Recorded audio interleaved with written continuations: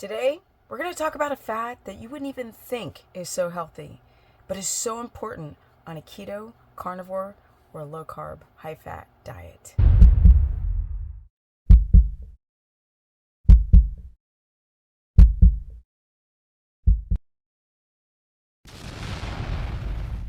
What's up, everyone? Welcome to my very humble channel. Now, let's get into this subject of fat.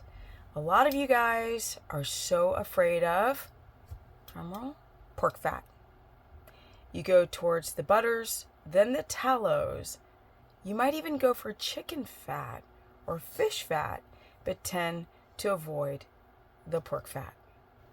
Many of you say it's for religious reasons, but then when I ask people what is wrong with sow, pig, or as the Swedish say, svin, swine, nobody has an answer. They say it's unclean. And then I ask, what does that mean?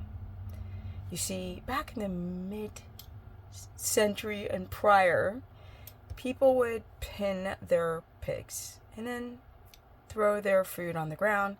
Pigs will eat where they poop, hence the parasites. Or if you just keep them in small spaces, they develop parasitical infestations very easily. When I went to Ecuador, I noticed on the rolling hills pastured pigs running for miles and miles and miles. And what we don't understand is the fat that they develop on their belly and on their bodies is so friggin' important for the brain. The problem is factory farming, so it doesn't matter that you see these pastured pigs. Most people are eating frickin' caged, pinned up, hormone injected, soy, corn-eaten pigs, which is toxic to their body. And the problem is that the toxins from the soy or from the corn or from whatever feed that they give them that has pesticides on it goes right to their fat cells. And fat cells are actually the storages for toxins, not the liver, but the fat cells. The fat cells. When you're eating things like bacon, it's not just the nitrates and the frickin' Roundup and the stuff to deodorize the meat and preserve it, which they really do to pork. It's the fact that when they're alive and in these poor conditions, their fat cells are becoming toxic. And the meat in general, but the fat is really where toxins store. Things like all those things, the soy feed that they're eating, the corn, this is very toxic for a pig because it's genetically modified corn with Roundup on it and soy. They get those pigs real fat and they taste tender and they taste juicy, but they ain't healthy.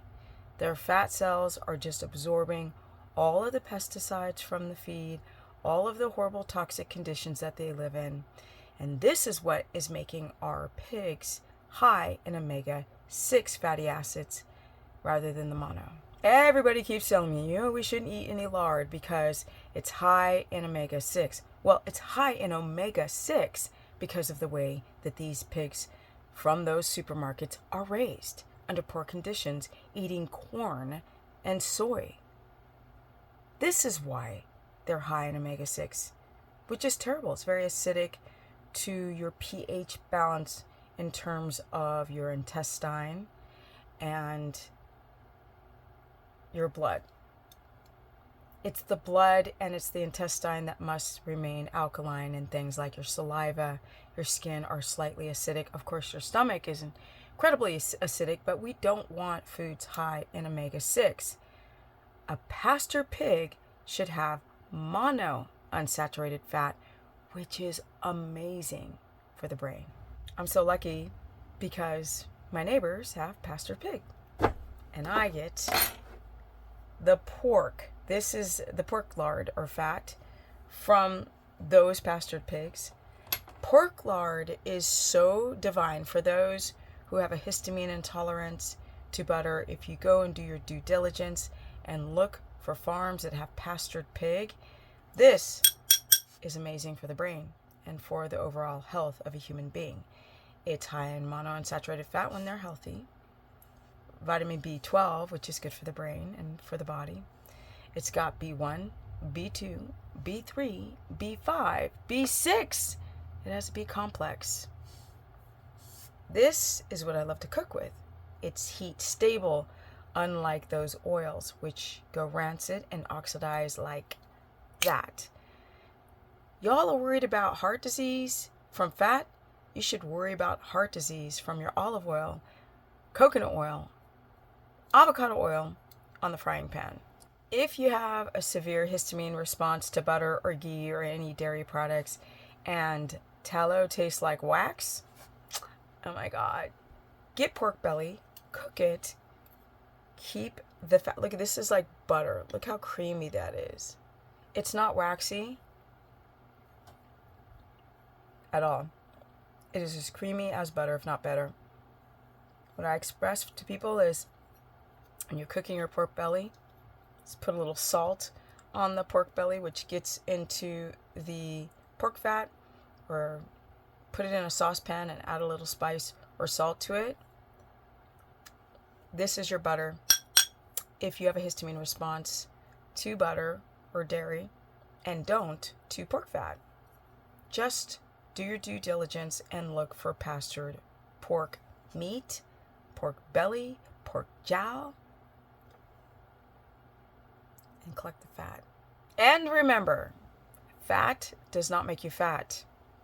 Your hormones make you fat. Your blood sugar, your insulin, check your A1C. If your blood sugar is dysregulated and you're eating a ton of pork fat, you're going to get fat because your blood sugar is high. But if your blood sugar is moderate to low and you're producing ketones, then fat is an amazing source for your body to burn fat. It's amazing for the brain, your reproductive hormones, because it has vitamin D. Pork fat has vitamin D in it. We need vitamin D for cellular growth, for the bones, for hormones. We need vitamin E for our skin, and vitamin K. This is what this has, my people. Don't be afraid of pork. You might want to rethink it if you've been misled to think that pastured pork is bad.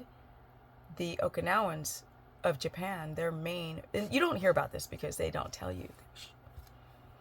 The Okinawans of Japan, the island, they eat pork, pig as their primary source of meat and fat.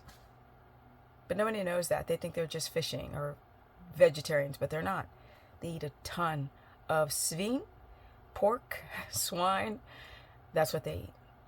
If you guys want to learn more, go to stephanieperson.com, book a consultation if you feel that you're stuck, confused, and need help with your anything.